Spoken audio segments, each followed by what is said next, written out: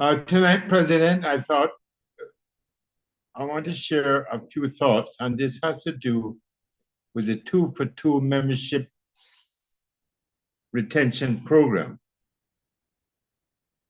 As many of us are aware, one of the biggest challenges faced by clubs is in the growth and retention of members. For the most part, membership growth is not a one-time campaign or event. It is a continuous club operation to help more kids in the community who need us, and every member should play a part. But how do you make it fun? As a club, or in fact, this month is a perfect time to start using a new resource, which is probably just over a year old, to grow your club membership and make membership a greater part of the club operations. It is called 2 for 2. What is 2 for 2? The premise is simple and easy to implement. 2 members meet with 2 prospects every month.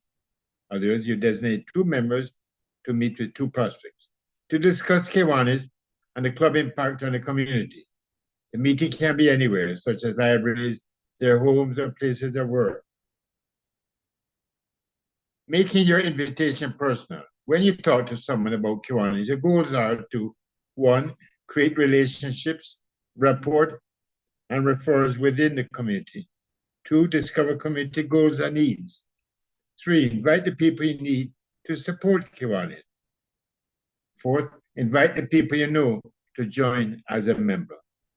Building rapport is more than just what you say, it's who you say it. Remember that the meeting is about the guests. Look the person in the eye and firmly shake hands, or greet and give your full attention in a virtual environment. Show you're genuinely happy to meet him or her. Show interest, ask questions, and actively listen. Mirror the other person's body language. For example, if he or she leans forward, do the same. Introduce Kiwanis. Have fun. Tell stories. Connect on a personal level. Introduce them to other club members. Avoid Kiwanis jargon and acronyms. Clubs that try using 2 for 2 will be entered in a monthly drawing for a US $200 gift card for the Kiwanis Family Store.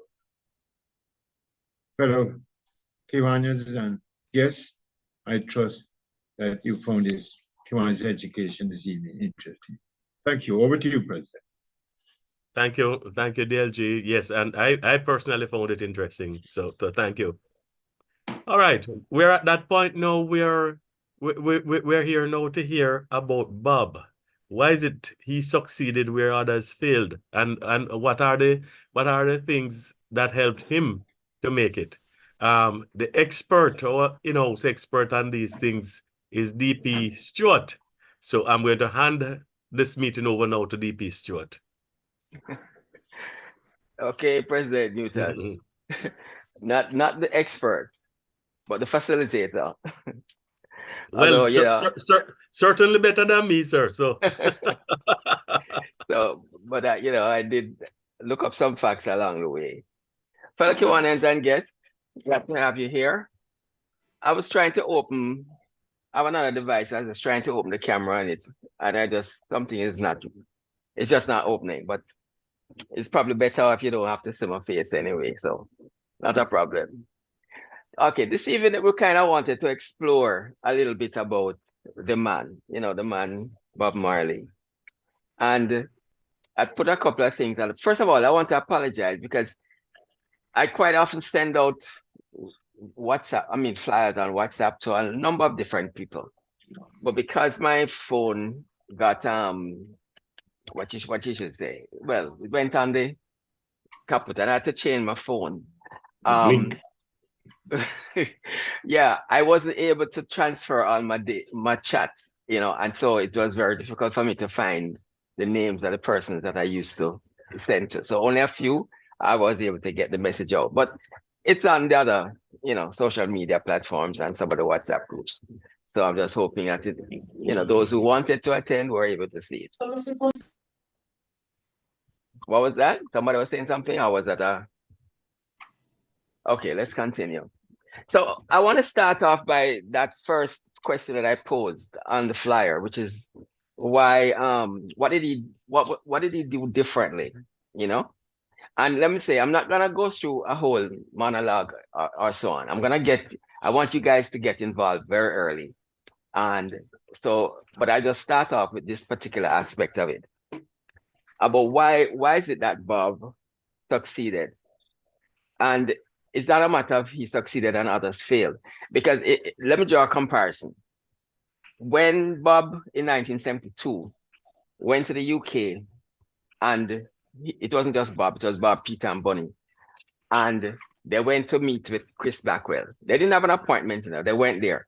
I think they were questioning, at the time, Chris Blackwell was doing mainly distribution of Jamaican records through, I think, Trojan label in the UK.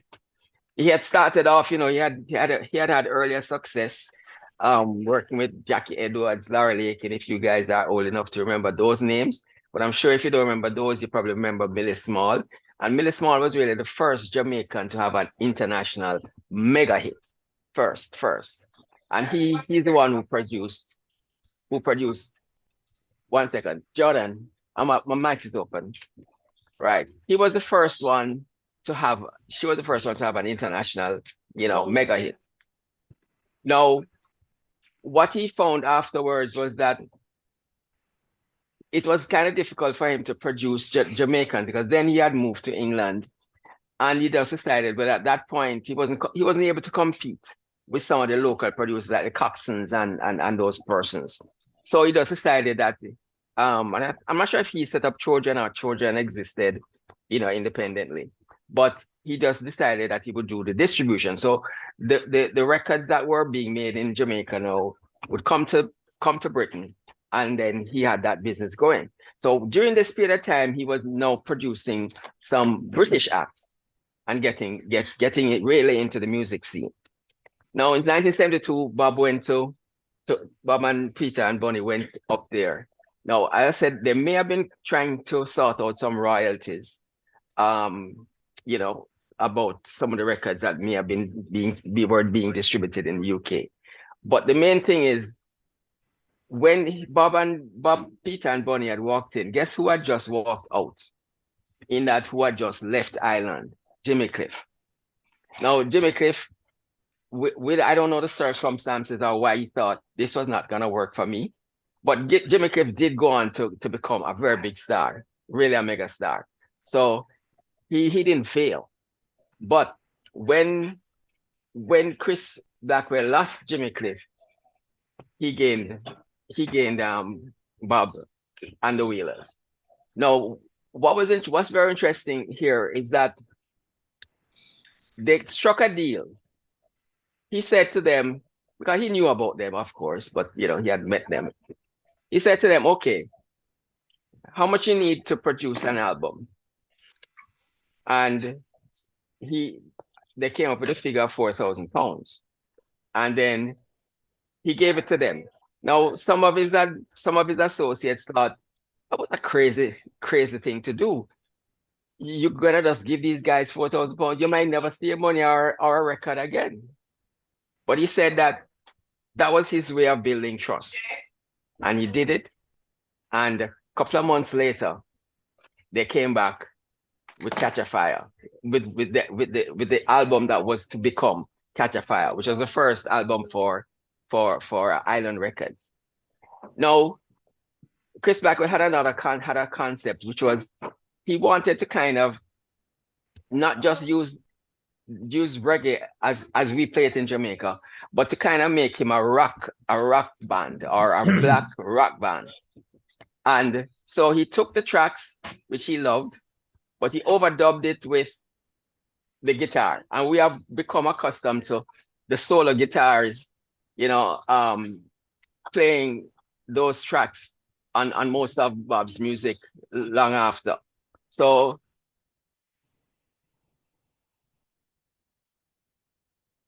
right. So that was the beginning of that aspect of his growth. Now, one thing that Bob did, Bob didn't just leave it to Chris Blackwell. He sat in on the overdubbing. Bob, and I'm not aware that Peter and Bonnie did that. But here's the significant point that I was trying to make. Chris Blackwell said when he saw them, he knew they were going to be successful. He just knew, he could see it. They had all the attributes and so on. But he said there was one thing, so long as he could get them to tour. Now, we used to hear a story many years ago, which was that Bonnie didn't like to tour, he didn't like to fly on airplanes. Yeah, Iron Bird. Right. But doing the research that I did, I got a different perspective, that was not necessarily the case. Where Bonnie had a problem was that Chris Blackwell said, no, for you to tour, because the people over here don't know you, it has to be a promotional tour. And a promotional tour, we don't really pay you. We can't pay you. You're just going to have to go out there on a minimum budget, minimum whatever, and you're going to perform, you know, maybe smaller clubs initially, but that's how it is. Now, Bonnie and to a lesser extent, Peter weren't too happy with that. And this is one thing that I see, it's singled out Bob. Bob has always, I've seen several examples where he thought long-term, not short-term. Bob had no problem with that aspect. At the end of that tour, when it came up and they did the Burning album, and the same thing was gonna happen, Bonnie said, no, I'm not into this. We need to get paid. And that is when Bonnie dropped out. Peter was still around with for the Burning tour, the tour that they did at that time. But I think when Peter dropped out, his beef was probably the renaming of the group, the idea that the group was now being centered around Bob as the main person. And that is not something Peter was comfortable with, because he felt he had the status to be also a leader. And in a sense, I'll say this about the three of them. Each of them, it reminds, I remember many years ago, I went to a concert at the stadium. It was Bonnie was the artist, Bonnie Wheeler. And I remember he performed for 3 hours, had two band changes, which means he played with 3 different bands. And the amount of music that he sang, which at the time I didn't know some of those songs were his, as opposed to coming out of the group. I realized what a major talent Bonnie was. We're more familiar with some of Peter's exploits. He got a little bit more recognition. But they all were 3 independent persons who really had a lot to contribute. But I think now where Bob was the one who was willing to give up the now for the future. That's one of the things that I said, single him out, that made him successful. I'll give another example. In 1980, this is one of when Bob performed at Madison Square Garden. Incidentally, I had just gone to New York, to school in 1980, and heard that Bob was gonna be playing at Madison Square Garden, and I couldn't miss me, so I went. But one of the things that I didn't know until more recently is that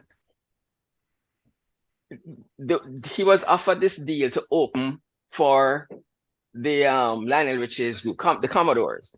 Oh, yes. Right? And people were saying to Bob, he should be opening for you. Why you opening? You shouldn't be opening for him. Now, they were a big group then, but there were some of his persons who were saying that shouldn't be. But there was a deal. I don't know if you guys know much about. I think this was WBLS, which is one in New York, the black radio stations in New York. But this DJ, this jockey, Frankie Crocker or something like that, he was the one who had put the deal together. And his deal to Bob was I will give you 3 months of airplay, good rotation. If you do this, if you open for the Commodores. Now people are saying, talking negatively about it. Bob did it. Again, thinking longer term, because he always wanted to make that impression in the US among the non-white audience. And that was an opening, which would help him. And I kind of remember some of the songs that were being played at that time, because I was there, like Could You Be Loved and so on and so on. He did get a lot of airplay, which prior to that period, he probably wasn't getting as much in New York. Another example of Bob thinking long term. Now, that's just an example of why I think he succeeded. There are a number of things he did that other people were not willing to do, and therefore, that's how you succeed. You think, you don't just think about the immediate, you think beyond that. Okay, so that's one of the things I want to open with. If I don't know if anybody wants to come in at this stage, we have a lot more stuff to share. But if anybody wants to come in at this stage, the floor is open.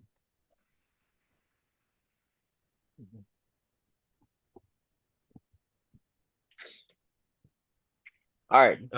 DP. Yeah. What about, I mean, because one of the things that I've heard is that the reason Chris Blackwell wanted to change it from the Wailers to Bob Marley and the Wailers is because of Bob had a lighter complexion. They figured that he would be more accepted by he would be able to drag the rest of the group across the color barrier. I have not seen any research that supports that, and I don't think so, because there are a lot of black artists who were very successful. I mean, maybe from the American, from America, and who were very successful in the UK and across the world. So it wouldn't have been something new. So I don't think that would necessarily have been the issue. I think Bob has a kind of appeal, which if you look at the three of them, he kind of stands out in terms of just appeal. And it's not because, it's not just because of that. I'm not saying that may not have been an underlying factor in terms of his ultimate success, but because I can't prove it. I can't prove one way or the other. But I'm just saying to you, I don't think that was one of this. In fact, let me tell you this. Another fun fact. Chris Blackwell never posed for a picture with Bob Marley. Never. And when he was asked why in an interview, he said he said Bob had all that he needed to project what he was about, in terms of becoming a star. He didn't want, even though people who were in the business knew about the relationship with Ireland, and obviously that was Chris Blackwell's company, but he didn't want to be upfront as if to say it's a white man who is making Bob. And that is one of the reasons why I say he never ever did any public photographs with Bob. Now, here is another aspect of that I don't know how many of you know this. And this is not, I won't be able to do this as a sequential thing, because I bring in different issues which are not necessarily in sequence. But you guys, you know about Ian Fleming, right? And Ian Fleming had this property in Jamaica, which is Golden Eye. Now, Golden Eye, I'm sure most of you know where it is. In fact, funny enough, yeah, many years ago, I was driving that way, saw this beautiful home. It just had a nice serene look on top of a little hillside. Not a hillside, on top of a hill. The driveway, there was no gate at that entrance, and I just decided to drive up there. Oh, that's Firefly. No, Firefly was Noel Cowan's home. Okay, okay. So yeah, this was actually Golden Eye. They're not too far apart though. But I drove up there, and it just from there it had a most beautiful view because you could see the sea, and you know, it was just a cool. I just kind of thought this is such a wonderful place. I didn't see it. Nobody was there to say, who are you? Why are you coming up here? Nobody actually said anything to me. Although I did think I saw a lady in the house. It had, you know, they have these windows or louvers right around the side. But I really thought, no, anyway, that's a little background. Bob, now that house, as I said, was owned by Ian Fleming. When Ian Fleming died, he had left it to his son. But his son didn't live much longer.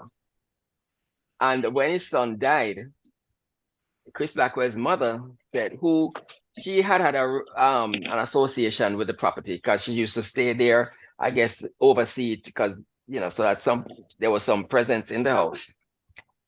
And she said to Chris, this is available for sale. Why don't you buy this?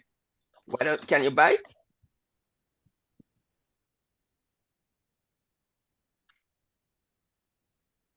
You're muted, DP. Yeah, I did that intentionally to say something to my granddaughter. Okay. 1 second. Okay.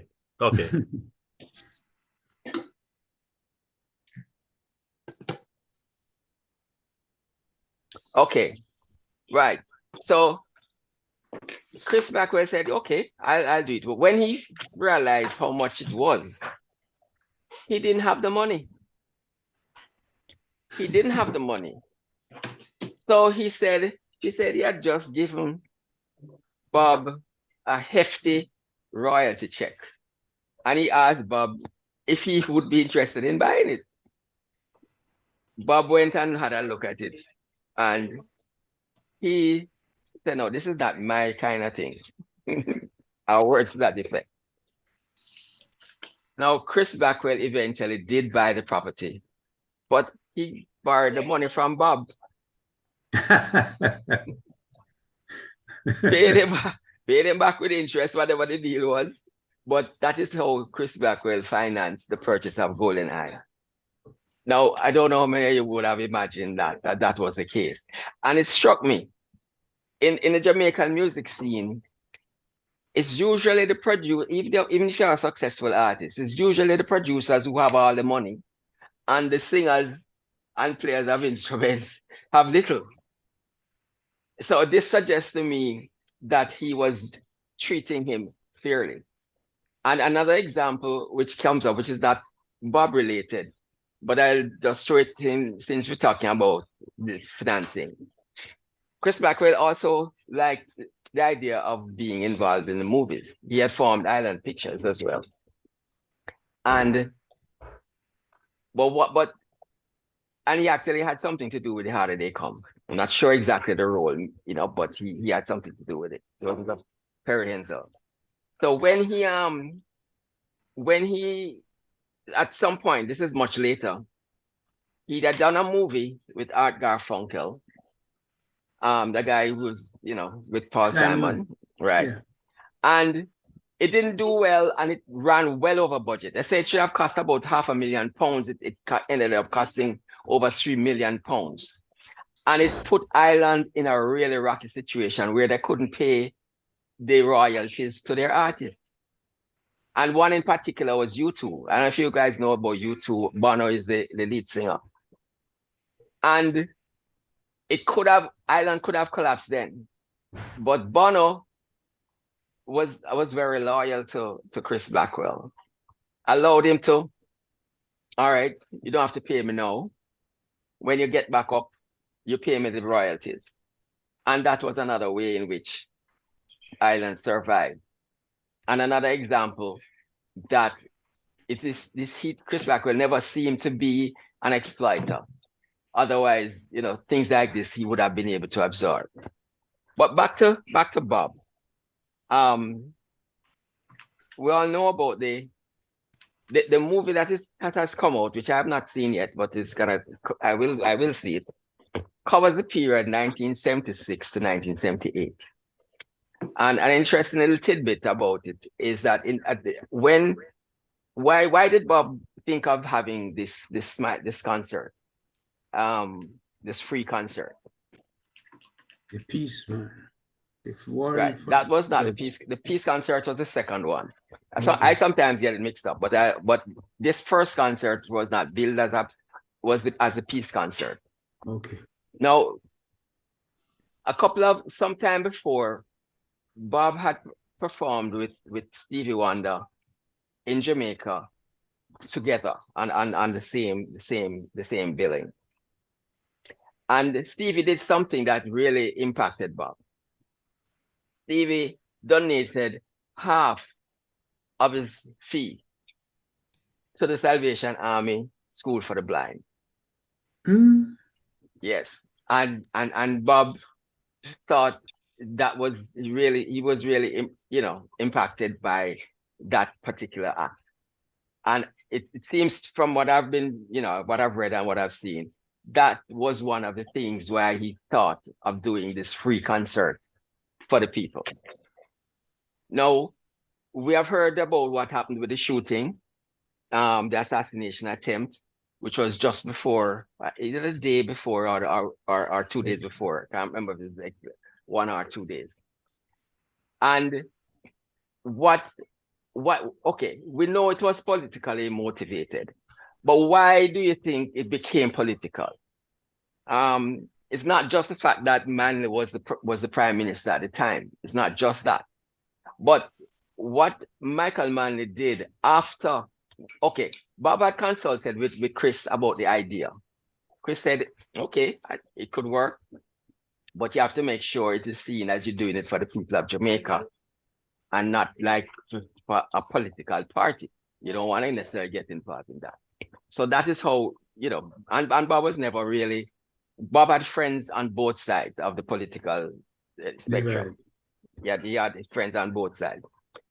But shortly after the announcement was made about the peace concert, Michael Manley announced the 1976 election date. And I've seen videos where you have what's the name of his that artist that died just the other day? You guys might remind me. But the guy who did all his album covers and so on. Oh, from KC, what do you mean? Oh gosh. Right. Yeah. Anyway, we know what we're talking about.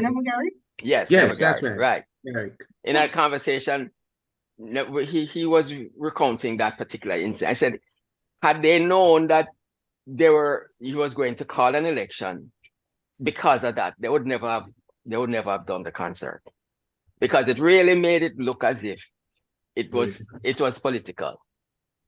Anyway, Bob survived, as we all know. Bob, Peter, and Don Taylor were injured, but they all survived. And after that period, Bob really just left Jamaica. He went to the US first and then to the UK. And this was one of his most productive periods, where he did one of the albums that Time magazine called the album of the century was Exodus. That was created during that period of time. But just to close the loop on the concert, while he was in UK, there were, we know the period leading up to after 1976, and that period right up to 1980 actually was a very violent period in Jamaica.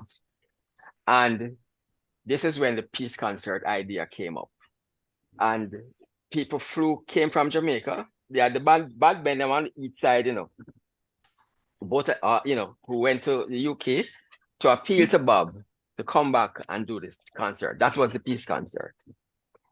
And he decided to come.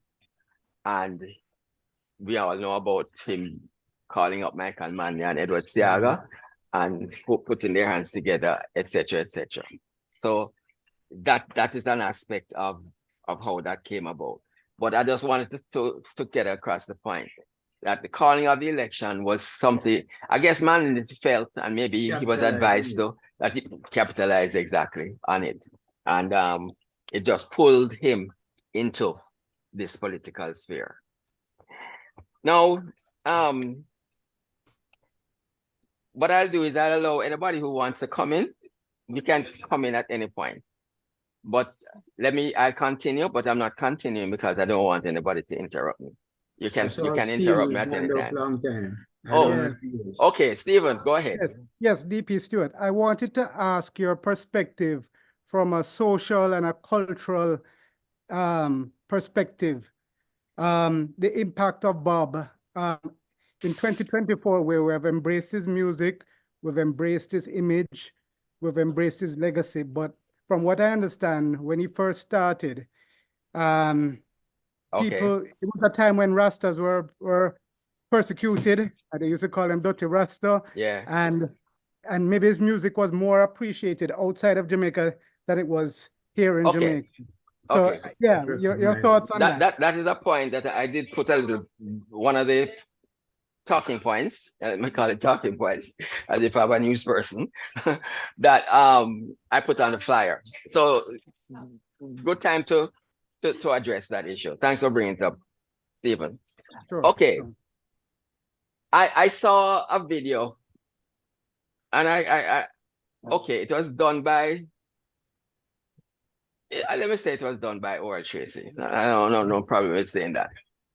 And he brought up the same point in the context of the premiere, saying how these people is the same people, well, that's how he put it, who used to call them this and that and so on, and now they are Caribou. You know, you can figure out the rest. Now he wrote he did a video of it. So I actually wrote a comment under the video and he answered it. Because I was saying to him, and this will answer the question that Stephen has just asked me to address. That yes, that is how Rastas were treated from way back, and we know that history. But I maintain that long before Bob died, or certainly quite a few years before Bob died, he was already being embraced by the Jamaican people.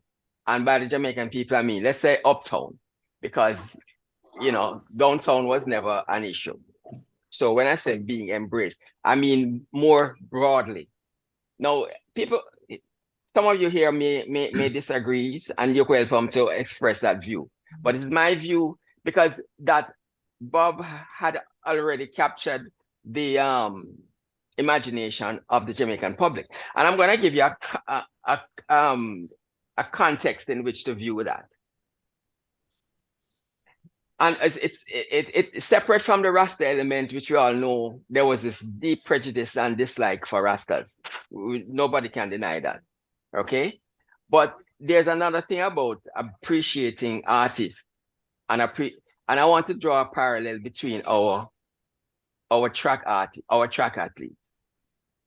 We have gotten to a stage with track and field where you don't really earn your props unless you go overseas or compete against international competition. When you really show that you can stand up against the world, then you really get your props. Even if we big you up in Jamaica, we really big you up when you beat the world. And I think, in a sense, it's a similar thing, that although when people say a prophet is never honored his own country, I don't think they're thinking about it the way I'm now thinking about it. Hold a minute.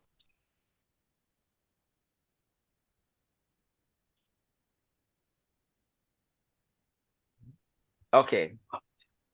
Where I'm saying that part of the acceptance, right? Because by then Rastas were becoming, you know, much more accepted anyway. But I think a part of that was because he was now being accepted overseas as an international star. In other words, when you are now beginning to succeed in an arena where other Jamaicans had not yet really made that kind of a mark, then you get more props. So I think we had already passed for the majority of Jamaicans. I mean, I remember from way back then. I mean, I came out from university in early 70s. And even before I went away, I was jamming to, Bob Marley music. It was never an issue.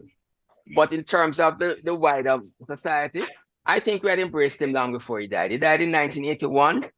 And at that time, it's not a question. I don't think it's a question that after he died. No, after he died, I'm sure more people turned on to him. There'll always be some who were not quite there. But I think that it had changed, before he died. No, I don't mind if anybody else wants to come in and express a view on that, because some people, I'm sure, will have a different view. Anybody? And by extension, a question I've always asked, would Bob Marley in today's music scene be just as popular as he is now? Or in a strange kind of way, has his death, unfortunately, made him even more popular now? Well, his death has made more people turn on to him because, but if you think about it, this is 42 years since Bob died. And it's almost as if we have never stopped listening to his music. No. We have just never stopped listening to his music. And I think part of the reason for that is what he says. I've even seen, I saw a movie with Will Smith, right? Where I don't remember the name of him. I don't know if it's one of those movies where the majority of the population got killed off, and it's just a few survivors. I don't remember the name of it. But he plays some of Bob Marley's music in the movie. Yes, at the end. And the girl he's with has never heard of him. And he says something like, you never heard of this person? And then he proceeds to give her a little history on him. But I think what she retorts is that she knows his son, Damien. She refers to Damien, but I think that's what the thing is. Yeah, okay, I forgot that part. But yes, you were probably right on that. But he now explains. And I'm saying that the lyrics and the melodies that Bob Marley is really what has made him his music live on. I mean, we can quote him, the words, and also are still relevant. The words are still relevant with what the world is going through. So I really don't think, well, as to what it would take to become a star, no, it might be different. But the fact that those seeds had been sown already, they're just being watered, and they're just being, and every day more people are becoming exposed to it. I've heard people mention the countries, some of the strangest countries, you probably can't pronounce a name, where the person, in fact, in one video I was watching, the guy mentioned the country this person was from. He didn't even know. I think it was a former member of the Soviet Union when they were, but it's now an individual country. And the guy said he had a bigger Bob Marley collection than he. And this is a guy who is in mainstream, in the how should I put it? He is somebody who is in an environment where that would have been normal for him to have that kind of. But this guy in this country, we had never heard of, he had a bigger collection than he did. That his appeal right through, has been really, really amazing. So I want to touch a little on Africa, right? I don't. Who can tell me the first African country that Bob performed in? Who knows that? It was in Zimbabwe. Zimbabwe? No, it wasn't Zimbabwe. Oh, it wasn't. Okay. He went to Zimbabwe at the time of their independence. Okay, When? the first country that he performed in was Gabon. The Gabon. And how did he happen to come to perform in Gabon? It was because he was performing in the US. He was doing a tour in the US. And the president of Gabon, who was a dictator, which, you know, a dictator, let's put it that way. In fact, his son, yes, it would have been his son, was recently overthrown, you know, in a coup about 6 months ago. That was his son. Right? There's somebody has the mic open. Please. Okay.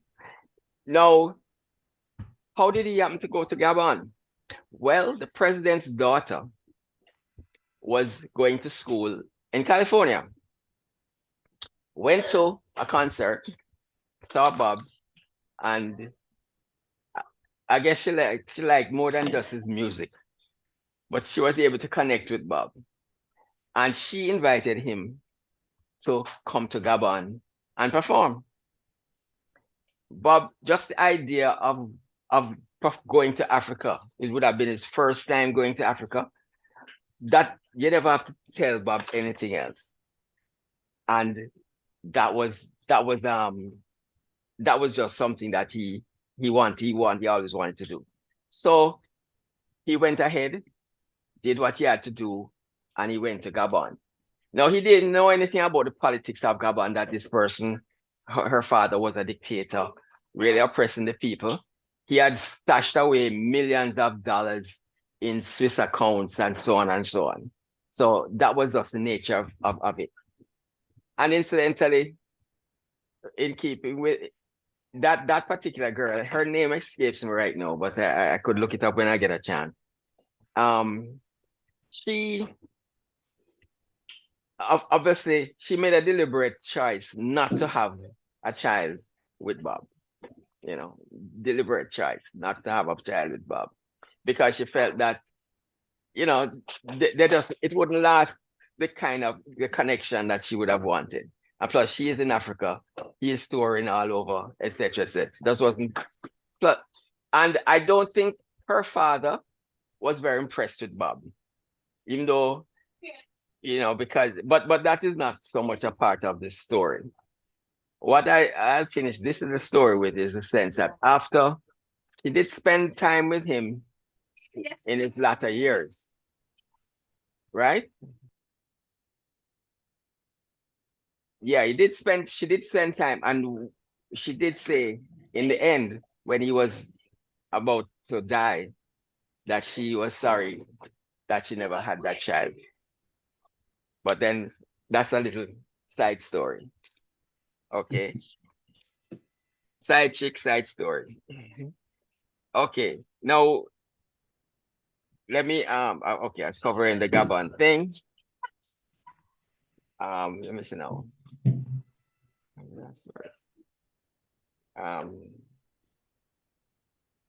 Okay. Let me just, I'm just looking back some of my notes. What somebody said in the beginning about, I may have been Stephen, about the biggest star coming out of Jamaica. And he's described in another way as the biggest star coming out of the third world. And that would be still a more accurate comment or description, put it that way. And then I think that when we think back, how the way he wrote some of his songs and the reasons behind it is also another thing. I read where he had this song where he sings about the builder that this cornerstone, or again, he has a song. Right. Cornerstone. Now, the story supposedly behind that song is that, okay, now Marley, we all know about his father, right? I mean, in the sense that he was right. Now, the father wasn't connected to Marley and Plant, but it was his family. Yeah, the family, right. Right? So Bob and I think Rita went, but a couple of them went to Marley and Plant, right? Because this was when they were obviously when they were in Jamaica, because they wanted to try and get a vehicle to help to distribute, carry around the records and drop off the records and so on, as part of the, the distribution process. So they went to Marley and Plant, and it said that once they saw him, everybody knew him was a Marley, because they know. The nose. They know exactly. But they didn't get any assistance. And they got no assistance. And in fact, the words were that they didn't know that Norvell, which I think is the name of his father, had any child.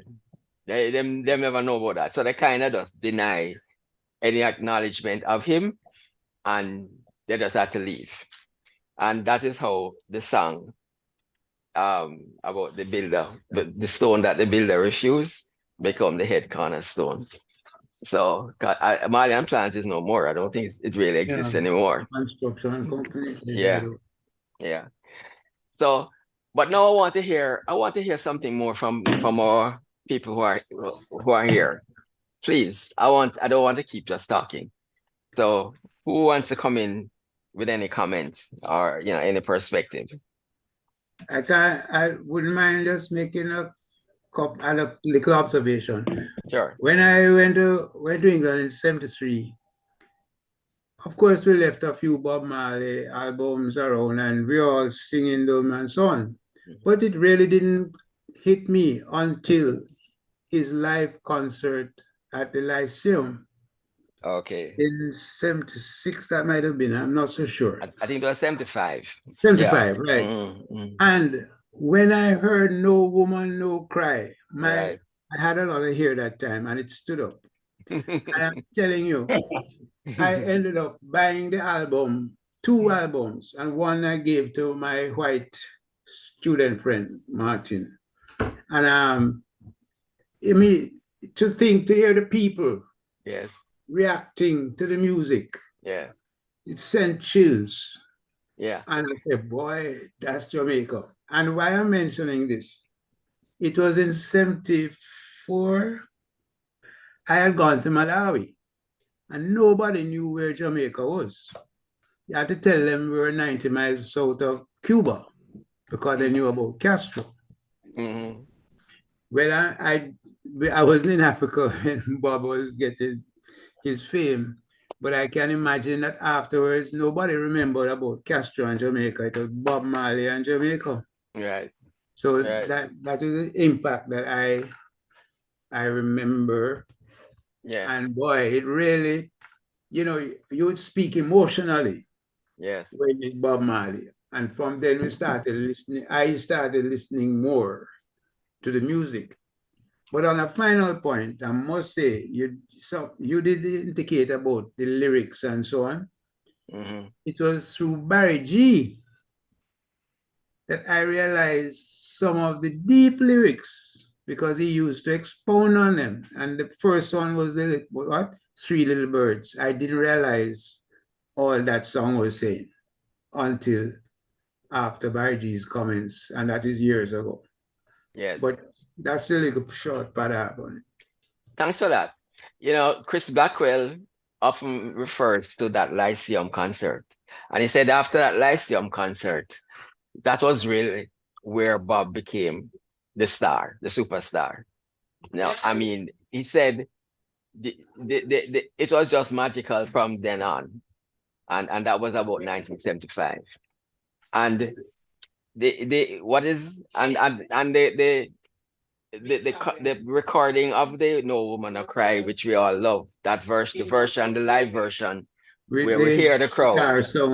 Yeah, that is the Lyceum concert. Yeah, another significant concert too in the UK was the Rainbow one, but the Lyceum is the one that gets the props as a turning point. Let's call it a turning point in Bob's career.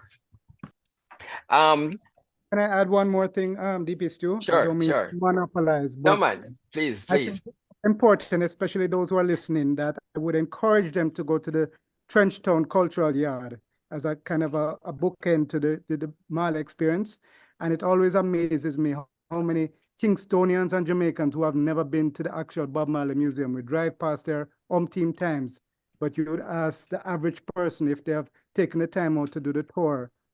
And they may say, no, you almost take it for granted, but I would encourage everybody who likes Bob Marley, likes his music, and wants to understand his musical and cultural impact to both to the Trenchtown Cultural Yard tour and the Bob Marley Museum as just a wonderful experience to understand Bob Marley, the person, and his music. Thanks for mentioning that. Thanks for mentioning that, because I've been to the museum, so I've been on that tour, and they show you the bullet holes in the wall and so on, and the whole thing. It is a good experience, but I've never been to the Trenchtown. I know you've mentioned it. I mean, I knew it existed, but Yes. I'm now gonna put it on my calendar to say, I must make sure I visit there. So I'm glad you brought that up. I think another thing about in England to Earl, that period, when Eric Clapton did the cover version of I Shot the Sheriff, that did a lot for Bob, because at the time Bob wasn't as well known, but when he did that version, which was a big hit for Eric Clapton, it also helped to propel, the person who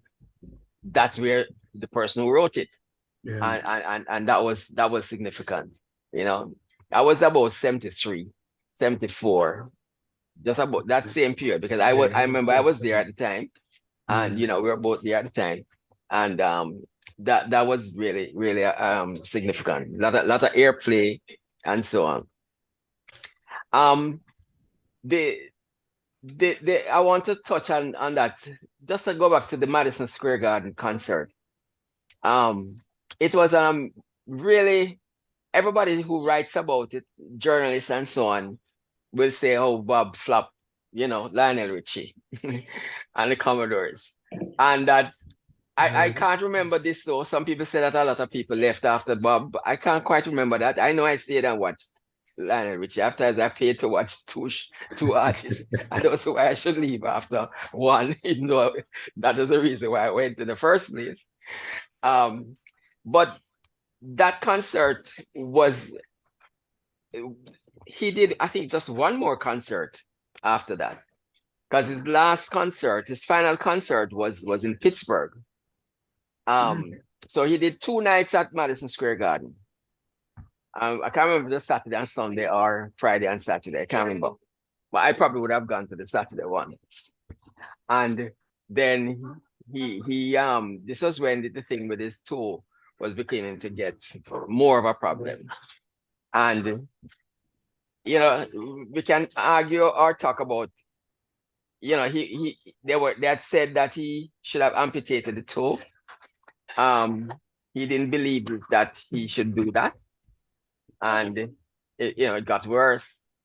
There are rumors, which I won't bother to go into, as to how the toe got infected with it. There are some sinister rumors about that, but I won't bother to repeat those, since I have no way of knowing its validity. But Bob has really sparked this kind of, and then his image. I remember, I don't know if you have ever seen this. They have these shows where people come on and perform, but there are some shows where it's not all singers. Some are, they do different acts. And I remember this particular show where the person comes on and he creates a canvas and he starts to spread paint all over the place. And people are wondering, what is he doing? What is he really creating? And then after about 3/4 way through the thing, you realize that it's that iconic picture of Bob, the one that looks most like Che Guevara. That one where, with the smiling, with the locks and so on. That's what the guy was painting. And the audience erupts when they recognize that he's painting Bob Marley. And this is just like one of these, reality, musical shows that they have around. I remember seeing that. So, so the image, you just can't, and I think that in terms of how we think about is that Bob never sang any songs that showed any disrespect to any woman. There's no lyrics that, which is commonplace now, where we have these kind of things. He was just never into that. And all of his songs had some kind of message. Some of them, there's one I really love, Babylon System, where he sings about, we are not what they wanted us to be. No. And it is so poignant. In other words, I'm not going to be what you want me to be. I'm going to be what I want to be. That's really the essence of the song. And he goes through his different things. But I think if anybody was to, very few people have a favorite because there's so many. But that is one. I like songs that I remember, Small Acts. There's an era of Bob before Island, which some people are not as familiar with. But fortunately, some of his songs that he did before 1973 found their way on some of the Island records. So they're not all, they weren't all created while from 73 on. Some of the songs. One of the songs in 1972, 73 that I remember, and it never seemed to have made it, a very short, it didn't mean much, very light, Lick Samba.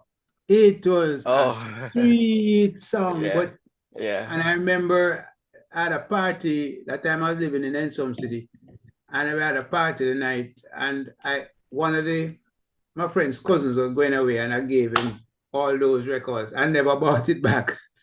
Okay.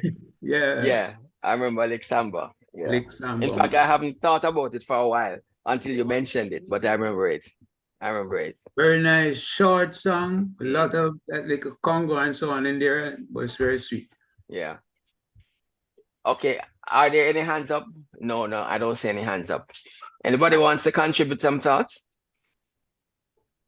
I met Bob once. DP Stewart. Yes.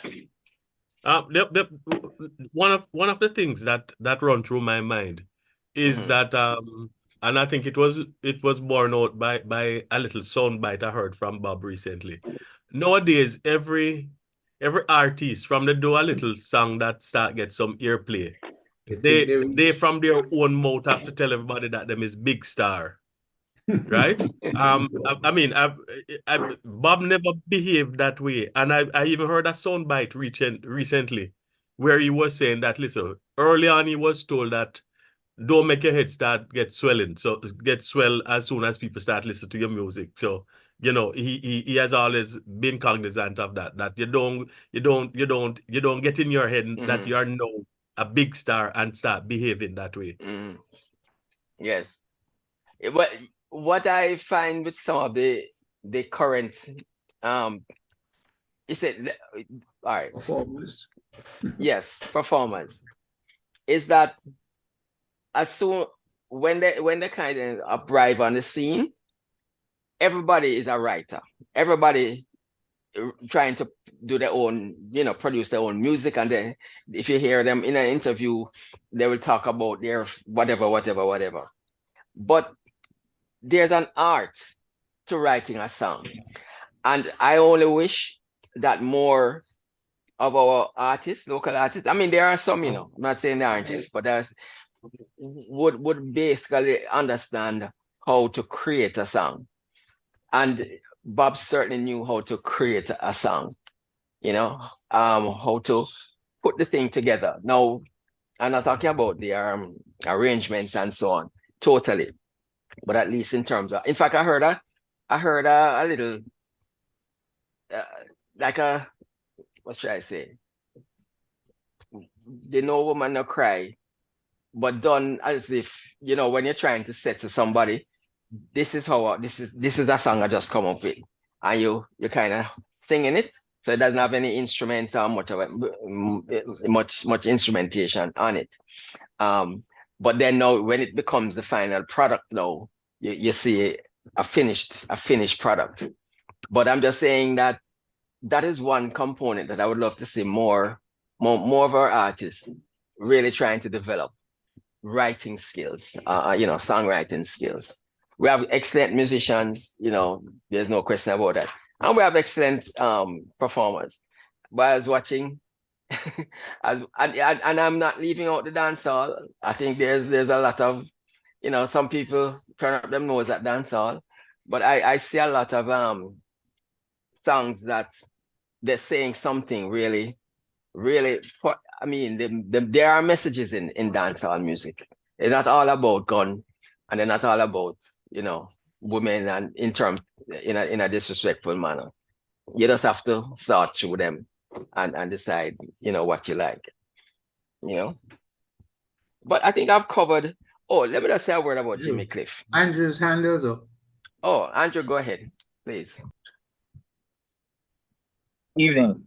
I missed quite a bit of it. I'm still on my commute home, but I don't know if it was already mentioned, but I heard a mention of an infection to toe. That to Bob's demise, just to highlight that it was a skin cancer, a melanoma, quite an aggressive type of skin cancer that probably little was known about at the time that he experienced it. Interestingly, a recent study coming out of the dermatology unit at University Hospital, where I'm working currently, on the knowledge that exists in the public about melanoma.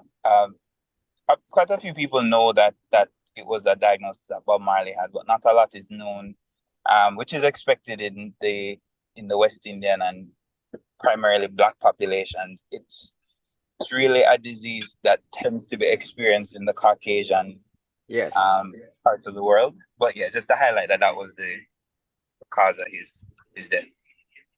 Yes, thanks for that.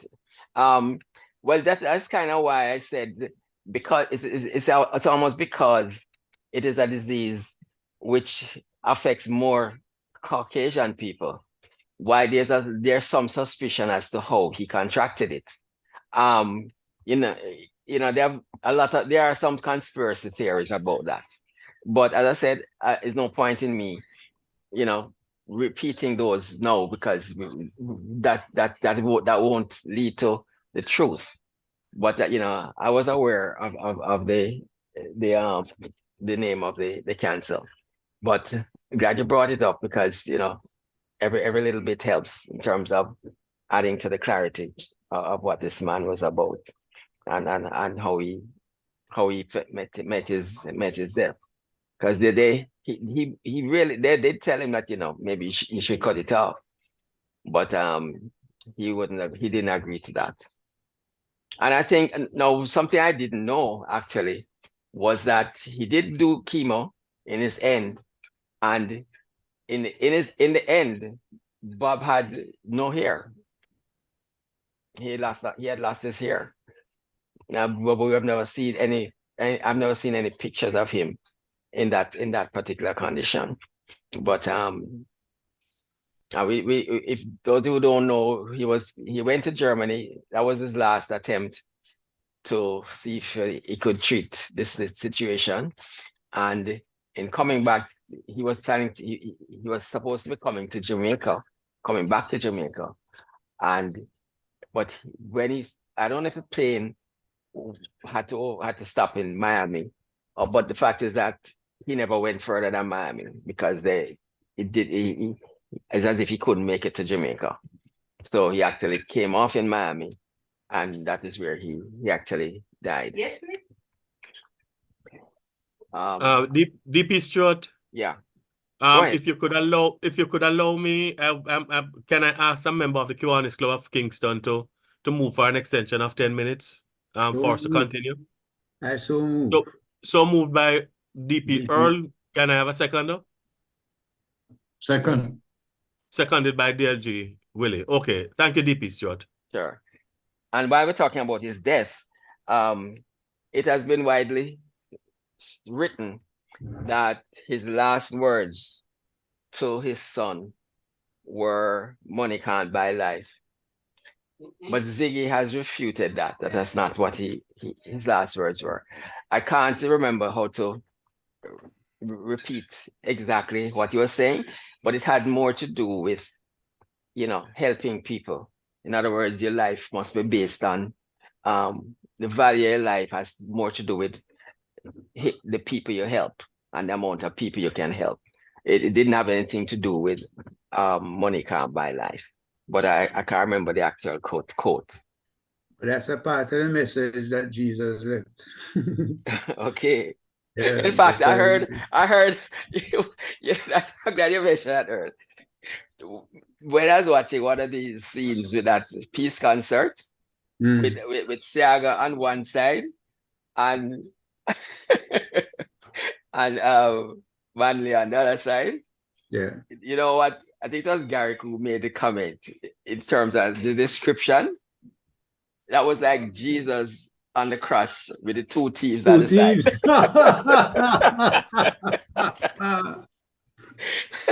Oh no. Yes, well. that was never Garrick for you. Yeah. That was his depiction of what the scene really represented. Oh, I found it really funny. Oh boy. They did have a little anecdote. This is not Bob, where the rich man was dying and he called for his doctor and his lawyer. And he says, the two thieves. That's what he was really. You know, I can't remember it exactly, but that was it. I must comment that I did meet Bob Marley once at the same museum, but it wasn't the museum yet. Oh, I had stopped there. It was 77 when I came home. I had stopped there thinking it was the address of somebody else who I knew. And he was playing football. And I asked the guy and he said, I don't know him. And then I said, wait, yeah, Bob Marley. He said, no, he's my brother. I said, you can't fool me. You can't fool me. You are Bob. I was sure. That was the only time we had an exchange. Well, you have had one exchange more than most of us. Incidentally, somebody, sorry, go ahead, please. Sorry. No, you finish first. I can add that after. A close friend of mine, former sister-in-law, had an encounter with Bob at JBC. And he was here. She was giving a conversation. I couldn't do it justice, but it was something else. Oh boy. Anyway, I can imagine then, because you know Judy was such a pretty girl, you know. Oh yeah. Oh geez. Yeah, man, still is. Still is. Yeah. How many people know how Bob happened to acquire that property? And I think it's 56. No, 56 Hope Road? Yes, it's 56. 56, right. It's almost the opposite carriage house as well. Right. Right. I don't know how many people know, but it was owned by Chris Blackwell. Okay. And Chris Blackwell, I don't think he used to live there, but people lived there. In fact, that is where Cindy Breakspear was living. But he sold it to Bob. And he had in other words, there were a few tenants, call it tenants, who had little sections of the property. But it was sold to him by Chris Blackwell. So I think I've kind of covered most of what I want to cover. So thanks for listening, but I still don't mind if anybody has anything that they want to add, feel free, and and then we can wrap. Question. Sorry. On the flyer, just read I had the first two we covered. Let me see if we covered the bottom two. Anybody? Let me just look at it. Sorry.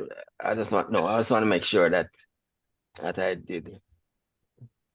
How did Chris Blackwell impact? Okay, I'll speak to that, and then I did hear facts about Bob that are not commonly known. Well, we covered a couple of those. Okay, the one about Chris Blackwell's impact. I think one of the main things, Chris Blackwell has quite a history, because in terms of the other artists, Island became a kind of a mecca for persons. One of his trademarks was, we give you the studio, we don't limit you, we don't limit your time. You go and create, you know, and that was that. In fact, it's attitudes like that why I mentioned with U2, with Bono, why it wasn't hard for him to say, well, you know, I'll wait until you can pay me. But Kerry, my mic is open. All right, how did Chris Blackwell impact? I think one of the main things was introducing the rock element, that guitar element. And there have been several lead guitarists that have played with Bob. I remember one of the earliest ones was a guy named Al Anderson, and there have been quite a few. But it really, and he said that in reggae music, what he had noticed in reggae music, there were never any pauses for solos. And if you think about our songs, it's true. Our songs, we sing right through them, but there were never any sections that you could have a solo. And that was one of the main things I think that Chris Blackwell brought to Bob's music, and which kind of became a part of all his future songs, where that guitar solo and so on. And it was really an element to say this was a black rock group in terms of his positioning him. And in fact, one of the things that he said, you know, I mentioned this tying up, because he said Jimmy Cliff, while at Island, he had success, and he had done the movie The Harder They Come, but he hadn't yet got I think, let me tell you, what came first was the Wonderful World, Beautiful People. That was the first hit that they were waiting on. And he says that when he had just now figured out how to position Jimmy Cliff in terms of promoting him to the world. And that's when Jimmy left. Yeah, just, you know, sometimes you have to have a concept, and you say, this is how I want to position him. And that is when he left. But he said, as soon as Jimmy Cliff walked out, and in came Bob Marley. Okay, that's it for me. I don't know if anybody has any questions or anything, but you know, you could have raised it as your point, but that's enough, I think, from me. Thanks, guys. Thanks, everybody. Thank you. Thank you, DP Stewart. Excellent presentation, sir. So you put a whole lot of research into it, and I'm pretty sure we all learned some things that we didn't know before, and those that we knew before, you kind of put it in a certain perspective. So again, on behalf of everybody online tonight, I want to say thank you, DP Stewart. Well presented. Thank you, Prez. Okay. All right. At this point, we're gonna ask the Sergeant at Arms, Kiwanian Chairman Zuri Johnson, to make his presence felt. Well, I'm still commuting, so I guess I have to make my presence felt while driving. Hope no officers are on. So happy Bob Marley Day to everybody. Yeah, and Thank you, sir. Since it's been a while, I have some overdue fines, so I will start with those. Right. So for all members who were not at the play, we're starting with you. We have a fine of $300 per person. So if you were not at the play, don't fight it. Just pay a fine. Right? You did the time. Now you pay. No, you did the crime. Now you must do the time by paying the fine or something. Yeah, we work that out. And for all the members who have not yet paid your dues, we're gonna just give you a fine as well of $500, right? So go and listen to some guava jelly, some buffalo soldier, and enjoy the rest of your evening. Thank you. Thank you, Sarge. Okay, so now we're going to move on to notes. This is an announcement and interclubbing opportunities with Secretary DLG Willie Reesa. Thank you, President. Just a few announcements, a few reminders. One, just to remind members, especially our newer members, the ECNC District Convention is being held in Montego Bay from May the 17th to 19th. Early registration is open, and that closes on the 15th. So if you want to go down, you want to benefit from early registration, do so now.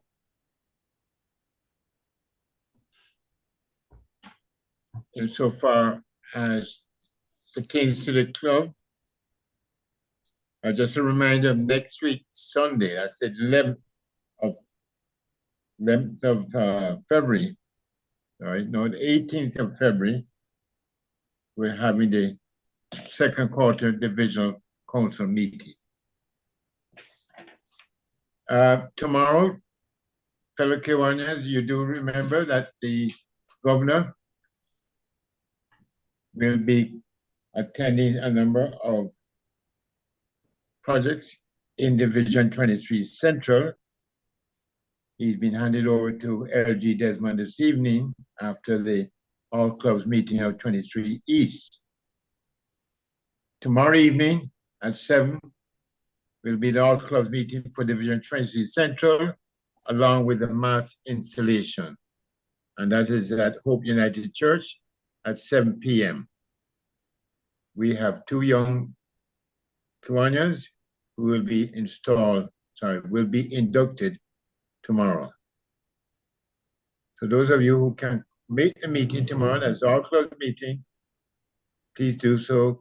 Come out to Hope United Church, 7 o'clock. And lastly, North St. Andrew will be launching their 50th anniversary on Thursday, and they have extended a special invitation to us. Regarding the 60th anniversary celebration for Kiwanis Club of Kingston, DP Christopher Robinson is heading that committee, and he has certain plans in place. He will be circulating details shortly. And so far as interclubbing opportunities, we'll be circulating a schedule as of tomorrow for the remainder of the week and early next week. Over to you, President. Thank you, DLG Willie. Is there any other club online that has any announcement they'd like to make? Please go ahead right now. None? All right. Is DP Marcel on for our thought of the week?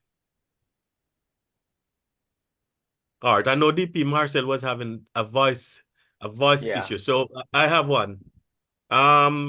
It says the greatest glory in living lies not in never failing, but in rising every time we fall. And that's a quote from Nelson Mandela. All right. So it is now 8:45. We have had a great evening. I thoroughly enjoyed it. I learned a whole lot. So I'm going to ask that at this point you raise your glass and drink a toast. Raise a toast to Kiwanis International, Jamaica land we love. So it's now 8:46, and this meeting of the Kiwanis Club of Kingston is now terminated. Thank you all for coming. I see you, President Joan. Nice. I like that big heart. Thank you all for coming, and see you again next week.